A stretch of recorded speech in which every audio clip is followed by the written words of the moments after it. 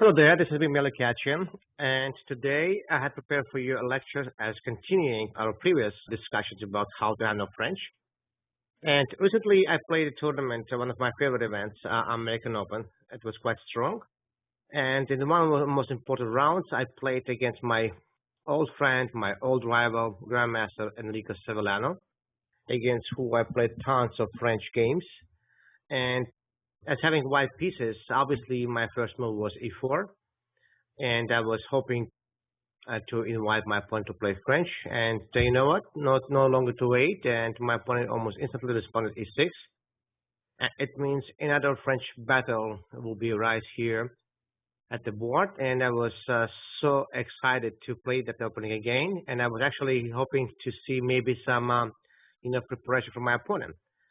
So we played really quickly, almost the same position which we discussed before. Me and Enrico, we played this position like for many times. I'm not sure how many games we have played altogether. I'm assuming we played around like maybe 15 games since I came to US, and we pretty much played the same line over and over again. Well, this time Enrico actually made a little bit different move orders.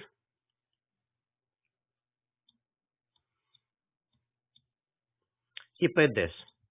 In fact, in my next lesson, you will see, it's kind of really funny, like sometimes I call this how to handle French. But in my next lecture, I will tell you one of the best way from black to play against my line, and it's been prepared by Grandmaster Bot, who actually beat me. So, not e2, dc, I played here, I mean, it's all, so far it's all theory. We had this before.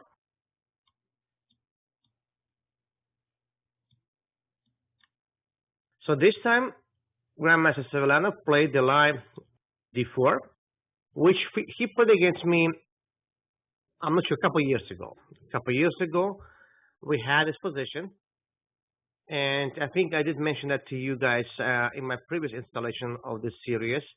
I said I think it's quite popular here for black to play king b8 with idea to relocate this guy on main diagonal by playing bishop c8, b6, and bishop b7. And sometimes black tries to play queen a5 to make sure bishop could be also having access to a6 square. So something like king b8, let's say bishop g2, and let's say bishop c8. And if you castle, let's say queen a5. That happened to me at least. And in that game, I found, I mean, I guess just following the principle of elimination, I found the move. I found the move queen c4, which is the best move. And only after b6, I got scared to pick up this guy, which apparently it was the best. And I don't think so. Now I know with help of my computers. Now I know this line is actually better for white. Okay, according to the same computers analysis with I spent after g4, the best try is a bishop e8. The point is of bishop e8 is simply providing defense for d4 pawn, and then hoping somehow playing f6 and maybe jumping with g6 and hitting c2 pawn and d3 queen as well. But again, this is all really complicated positions, really complicated lines, and I mean, if I had to show you all those details here, we could spend like, hours at least. So I guess it's going to be like a good portion of homework for you guys if you would spend this time with your computer and try to save those files, because this position, in fact, belongs to computer, kind of, because very, very tactical, really wild. So bishop e8 is option to be considered. So my opponent played here move which he haven't played at least against me, knight g6. So I know in general my opponent likes to have his knight either this way or that way. So anyway, his kind of final destination is to reach h4 square, which applies pressure on these two squares, g2 and f3. But I don't think so. This is like good here. So after bishop g2, Well, firstly, there is no such sacrifices here because I'm having also attacking b7 pawn as well. So I knew my opponent will try to play this. And that's the new idea by my opponent when he played knight a5. In fact, I thought my opponent would prepare something like clearly at home and he will try to play quickly to reach some certain position and then present me a novelty. But I don't think so it happened because my opponent, after the moment when he reached this position, he already spent quite some time. Maybe he's been trying to recall his own analysis, which obviously possible option, or maybe he just simply figure out new plan, new way of playing at the board.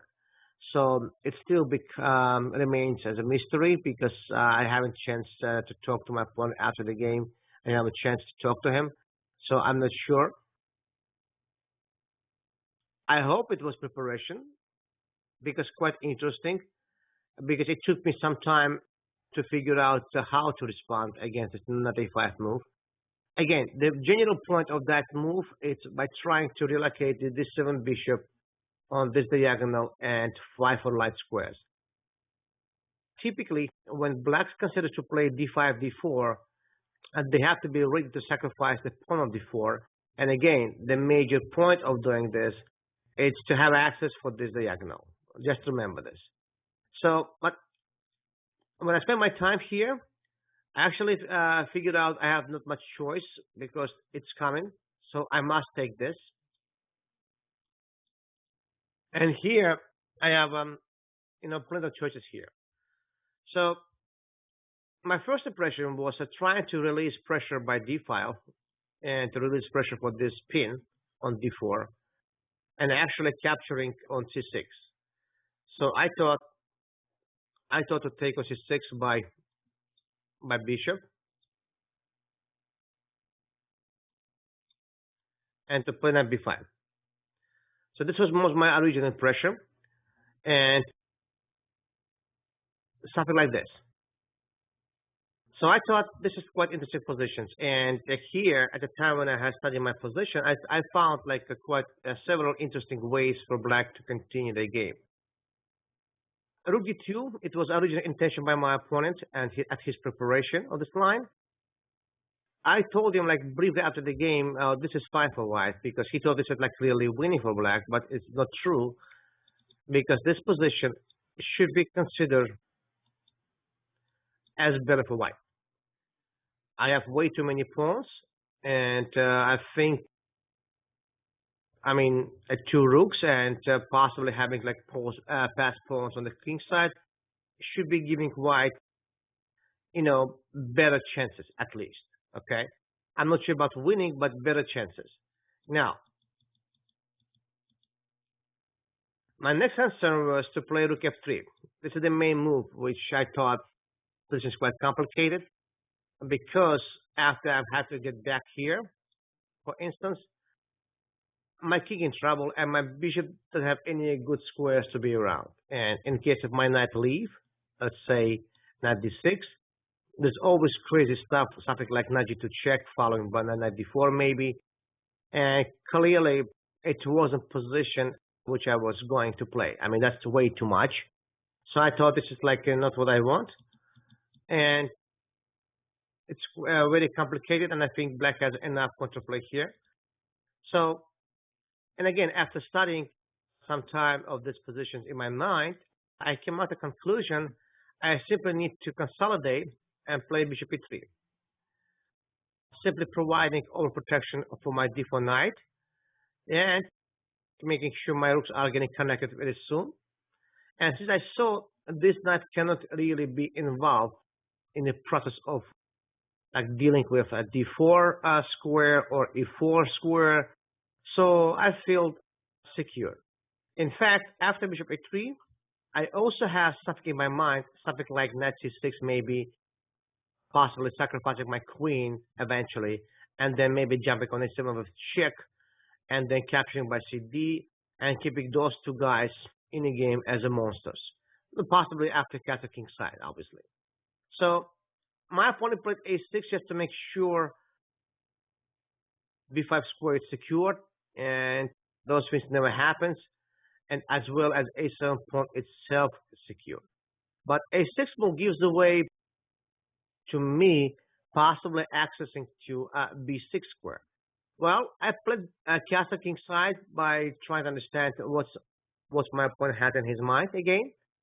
So, you know, he might play, let's say, b5, which is, again, by me, it's quite dangerous. But here, after killing almost all his available time on his clock, my opponent went for this. So, by trying to, again, organize some counterplay on light squares. But that allows me to have this trick. I did mention, guys, to you in my game previous lessons. I always said the reason why any tactical operation happening, it's when your position doesn't have too much to improve. It means your position is basically improved already, and all your pieces working properly. And also when your opponent's position has number of weak squares and critical squares. So we all know what it means, weak squares. It's simply when a square is not protected by a pawn. Let's say f6, let's say b6. But let me remind you something what it means, critical squares. A critical square is basically we call squares which numbers attack and defense are even, or critical squares called all unprotected squares, such as rook on g8, not on h4, for instance. And typically, while you're playing your game, if you could count more than 3 subjects, or at least 3 subjects at the board at the same time, it means possibly you could have some tactical shot. And when you're looking for tactical shot, always remember, like 5 most major tactical items are double attack, full pin, half pin, discovery attack, and double check. It means these 5, we call them like golden, most common. And I immediately saw this queen e6, which immediately attacks 2 critical squares, which forcing black to play queen d8, and followed by shot knight takes e6. Why this move happening? Well, because we had a problem with ourselves with d4 knight, and most importantly, we saw b6 square as a weak square, and after he must capture on e6, I have bishop b6 move. Well, obviously, it will require for me to be precise in my calculation and actually see the whole thing.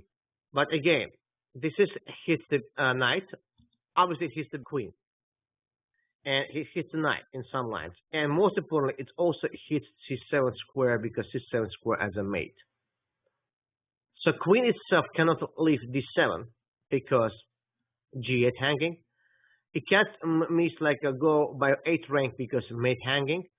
So it means line is quite forcing. And now I have not much choice. I must play here queen g7. And now my idea to keep my eye on h8 rook, to keep my eye on c7 rook. And in case if black rook will try to continue chasing me, I have a very simple solution. I'm going to capture this queen and capture the knight. And I'm going to remain with 2 extra pawns. Clearly, no compensation. And clearly, it's going to be lost for black. So it means I was responsible to calculate tricky move knight f5. Now looks like I'm going to have some issues. But first, he's queen hanging. So no worries. If he plays rook at g8, I'll simply capture, and this. And I think this is also quite losing for black because this guy is running. And this guy is very fast. In fact, if you take the pawn, I guess at first I will make some kind of breakfast.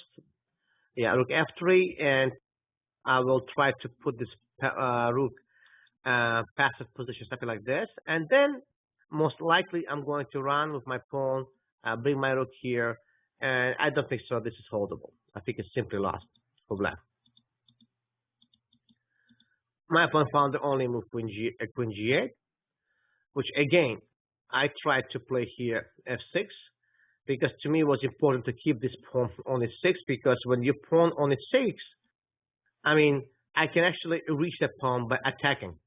If this pawn moves to f5, I don't think I can reach the pawn, and also this pawn in some lines guarding, especially e4 square, taking away from my king in some lines. So I put here first f6. And now I'm sure I have like a couple ways here to finish the game. I guess this is the most precise. But I thought, you know what, I need to be like just simplify the position. So I took it here right away.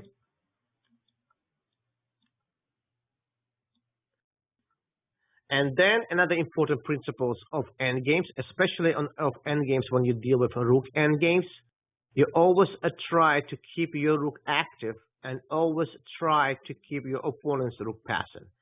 So this is very important, because any like evaluation of rook endgames or positions where just one rook involved always comes from a value of your rook, always come from situation how active, how aggressive is your rook.